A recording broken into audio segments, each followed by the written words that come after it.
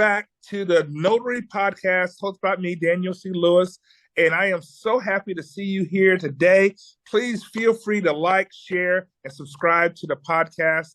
We have a very special guest. In fact, on one of the other podcasts, we promoted her new book with Bill Soroka. It's none other than the world famous Judith Lawrence. Say hi, Judith. Hi, Daniel. How are you? Oh, doing very good. I'm so happy that we have you today on the podcast. And tell us, what was the name of your book? Because you are known as the Queen of Apostilles. Tell us about that new book you and Bill Soroka I will. Created. I would love to. I could hold it up, but I don't know if you're going to get to see Passports it. It's for called Your Passport to Apostilles, and it is 116 tips to build a thriving business. And it is it took about a year to make this book, and it has everything in it that an apostille person will need to know. It's got examples and it's got facts, and it's got everything in it. Wow. And it's a bestseller on Amazon, and we're really proud of it. Excellent. So they can find that book on Amazon? Yep. Okay. Very, very good. And you and your co-author was Bill Soroka on that, correct? Bill and I have just completed my course, which was called World of Apostilles. We have now created World of Apostilles 2.0. Oh, wow. And it is it's very similar to my course, except it's upgraded, updated, it's digital, it's got bells and whistles, and it's so new and exciting. And I am beyond excited to talk about it. We had a webinar last Friday, and we have another one on October 17th. And we are excited that people who either are already in the business and just want to know more, or beginners who just want to get into the business, this is the thing. And so so it's October 17th. Mark your calendars, and anybody who missed it last Friday, you'll have another shot on October 17th. Oh, very, very. And for those, because I know we have notaries that join our podcast that might not know a whole lot about apostilles. Can you tell us a little bit about what apostilles are? Absolutely. An apostille is the piece of paper that is attached to the document that allows it to be used in a foreign country. And it is, I just had somebody on the phone with me today asking me about the training, and she said, so I know I don't need to know anything. I just put it in an envelope and mail it to a Secretary of State. And I said, well, there's a lot more than that. Here we are, 116 tips. So there are a lot of processes and procedures that you need to know. Daniel, I found out the other day that in Indiana, a vital statistics document costs nothing to get. That's true. And I was so stunned, because I think that's the only state in the United States. It costs nothing. Mm-hmm. And it just, so those are the kind of things that once we get a hold of them, we share them with our students. And I have once a month, I have a study hall, and we come to a study hall and we sit and we talk, and people talk about what they learned, or what they did right, maybe what they did wrong. And of all my ideas, seriously, and I've had a lot of them, that what is the most popular. People just love the study halls. They don't have to go out. They do it, in the privacy of their own home. And a lot of people tell me that that's where they really got, after they took the course, that's where they really heard like what other people are doing. Marketing, and all kinds of other stuff that goes along with apostilles. So it's very exciting, and And yeah, if you can, and if you're not busy, October 17th, come and listen to our webinar because it's really a good one. Where can they find a link for your courses? I mean, we'll put a link in the description below, but where can you tell them to go? Either go to my website, Lawrence Institute for Notaries, and there's a link right over, but the main course is being housed in Notary Coach. So it's notarycoach.com/apostilles. Okay, notarycoach.com/apostilles. And your website is also Lawrence Institute for Notaries.com. LawrenceInstituteForNotaries.com. Yeah, wow. But the course is actually being housed on Bill's website, Notary Coach, and his team is allowing us to be much more digital, upgraded, all those things that make it even better than it was before. And it was better before, but it's even better now. Oh, wow. That's exciting news, especially it's so important to diversify your notary business with those type of courses. Wouldn't you think? I don't think there's anything more important. I think I probably shouldn't say this, but I don't really, care. I looked at my course one day and said, it looks old and it looks like it needs to, to be upgraded. And it was a PowerPoint, and people don't really teach from PowerPoints anymore. And it needed bells and whistles, and, it needed all kinds of things. And I said to myself, well, if I don't do that, then eventually my course will just be old and no one will want to take it. So that's what we did. And we made it into, it's amazing. Wow.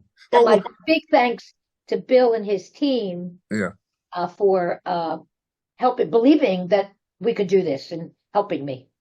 Yeah, Bill Soroka is awesome. He is. It's awesome with that. What inspired you to pursue a career in notary services? Well, as you know, I was laid off and I couldn't get a job. And I was a notary for the law firm.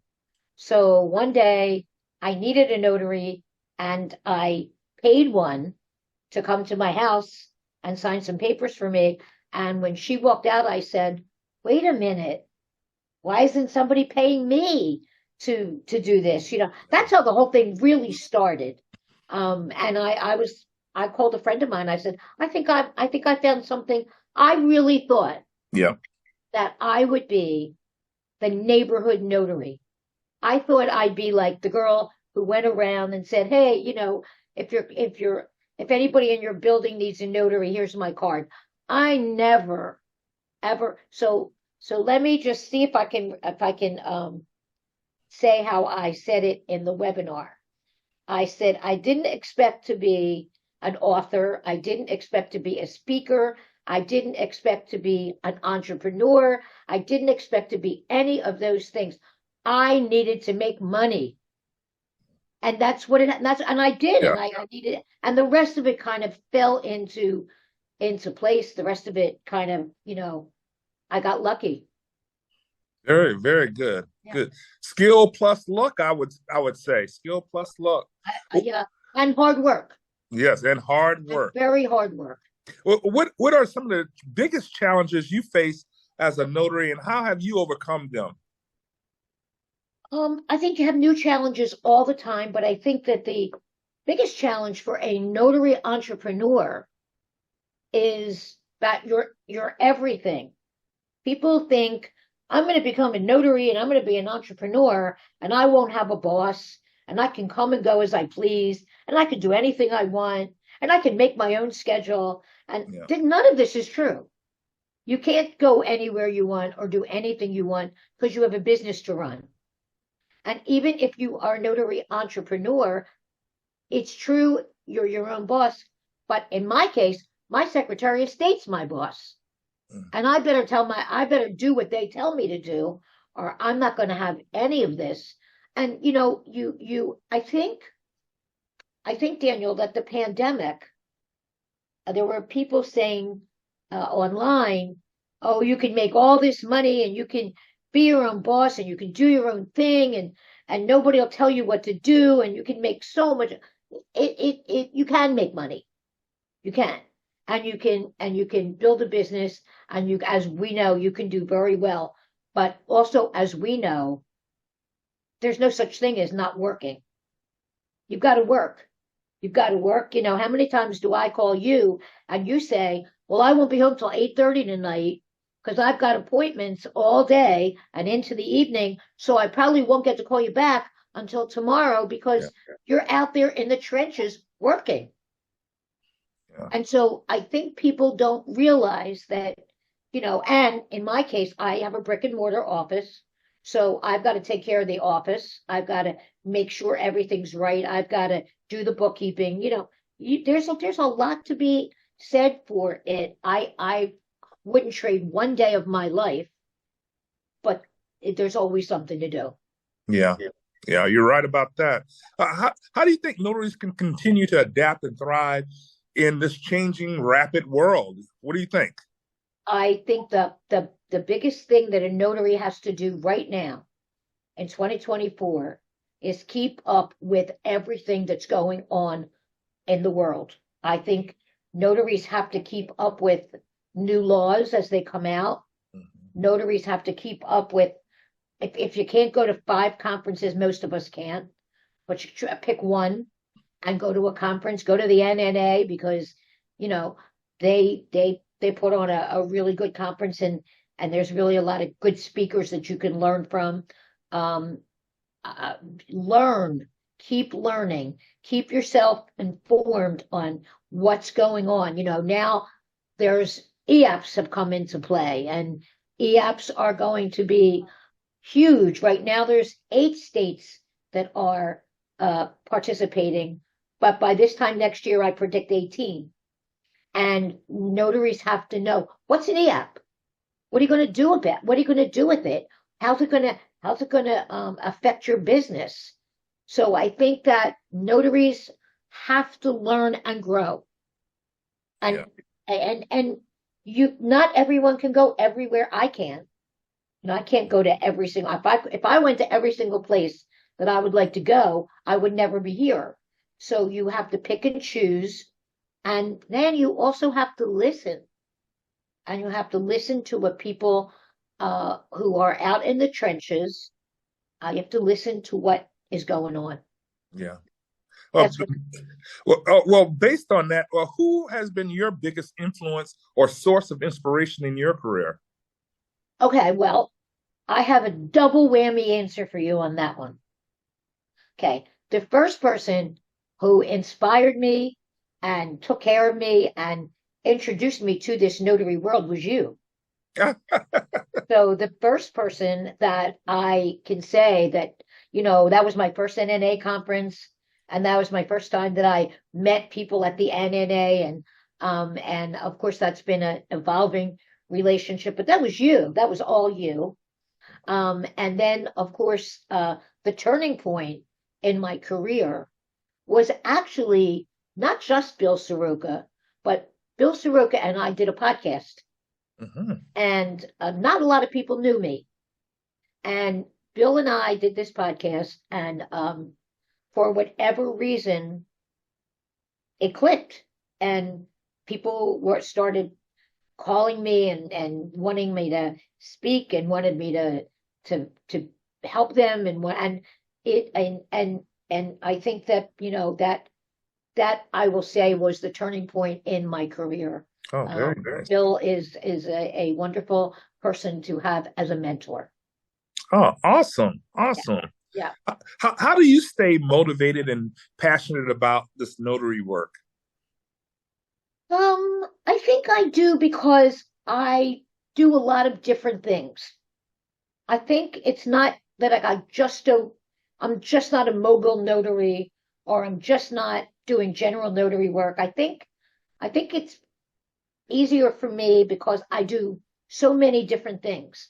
And, and I was able to eke out a book this year and a course. And in the meantime, I do a lot of notaries, and I do a ton of apostille work. And I think because I'm able to diversify, I think everybody should try doing 3 things. Everybody should just say, okay, I'm going to do 3 things. I'm going to do mobile work, I'm going to do general notary work, and I'm going to do fingerprinting. Let's just pretend, or I'm going to do apostilles or whatever it is. And then see what you like. See what agrees with you. See what you like. See what you look forward to getting up in the morning and going to the office because you're going to do like a bunch of apostilles for a guy in wherever, Pakistan. That excites me. I love that. Yeah. But I also love my general notary work, and I also love my I love writing my books and doing stuff like that. So I think that helps me to never get feeling frustrated because I'm doing the same thing all day, every day, 7 days a week. I don't know if I would be good at that. Mm-hmm. Very good. Very good. And this is a question, I do a lot of in-person meetups, and this is a question I get a lot from people coming in, because you came in from the legal background working for attorneys. Yes. And a lot of people are coming in from corporate America. So they always ask this question: how do you maintain a work-life balance in such a demanding field? I do not. I can't answer that question because I'm not good at it. I mean, I know what people say you should do. I know that people say, for example, I know people say you should have a calendar, and on that calendar, don't just have your appointments, but just have an appointment to go to lunch with an old friend that you haven't seen for a long time, or an appointment to go shopping, but you should make appointments and then honor those appointments. Yeah. Making them isn't the thing. It's honoring them. Or you go to the gym. So you have gym time. And those are the things that I have spoken to many people about, having that on your calendar and saying, well, I can't do that because that's my time to meet Daniel, or that's my time to do something. Yeah. But I tend to say, Daniel, I got this opportunity to go and speak at this place. So can we make our date for next Tuesday? That's what I tend to do. It's not healthy. It's not good, but it's honest. It's, I'm not real good at that. Yeah. You're very good at that, I think. Yeah. Trying to make appointments and trying to stay within time, making family time and all that stuff. Yeah. You have to do that. Yeah. Yeah. I think you do. And I think everybody stays healthier if you do it like that. Yes. Yes. So what advice would you give new notaries entering the field today? Well, what I said, learn. Don't take it for granted that you took a course and you passed it. And now, Daniel, I saw last week on I call it Facebook University, and I saw somebody wrote, I just finished my fingerprinting course. If anybody wants me to help them, just let me know. So how could you be helping somebody if you just finished your fingerprinting course? Yeah. So learn and grow, but learn. You have to, even as a notary, even if you're not going to do apostilles or all that stuff, your notary skills are the bottom line of everything. Yeah. And your notary skills have to be perfect in order for you to then go and be a mobile signer or go and do apostilles, Daniel. Over 50% of them are rejected because of improper notarization. Yes. And when you ask the secretaries of state, when you ask them, well, what do you mean by improper notarization? They say no acknowledgement, forgot to sign it, forgot to do this, forgot to do that. It's the notary skills. So I beg notaries who are just starting out, when they ask me and they say to me, so should I take your course? Should I take this course? I said, well, go 3 months and go out there and notarize things. Yes. And I think that is my best advice to them, is try and become the best notary you can, and then start looking at other things, estate planning documents and all that. But how are you going to do that if you don't know? Yes. So that's my advice, I think. Any last thoughts that you want to give our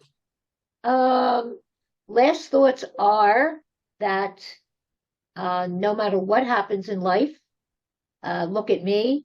I couldn't get a job, and now I'm writing books, and I have 2 businesses that are doing really well, and I'm happy. And it does not matter.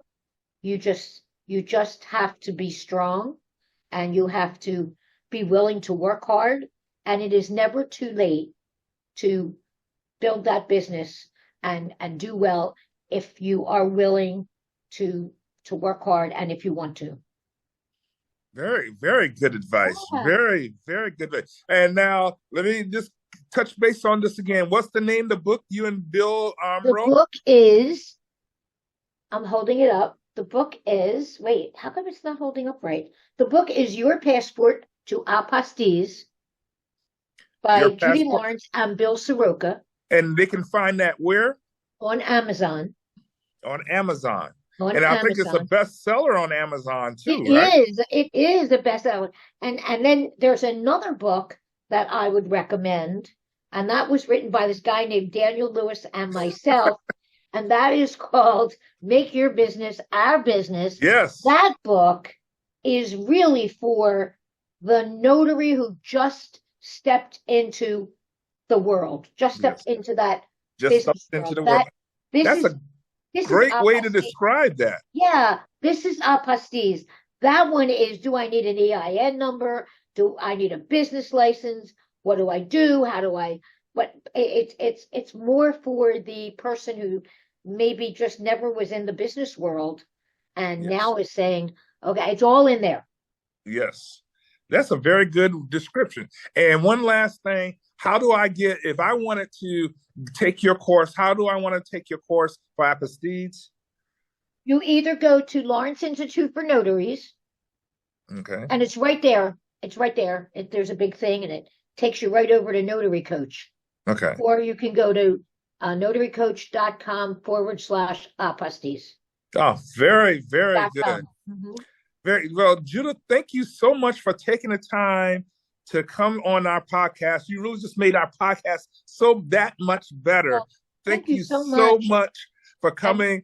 And hopefully we'll see you on, if you go to Lawrence Institute, what was that? Lawrence Institute for Notaries.com. Lawrence Institute for Notaries.com. Or notarycoach.com/apostates. Yeah, follow Judith. She is a wealth of knowledge. We wrote a book together also. She's a wealth of knowledge. I'm so happy to have her on our podcast. And if you like the content on this podcast, make sure you like, share, and subscribe. We really appreciate coming to you each and every week. We'll see you next week. Thanks again, Judith. Hi, Daniel. Thank you.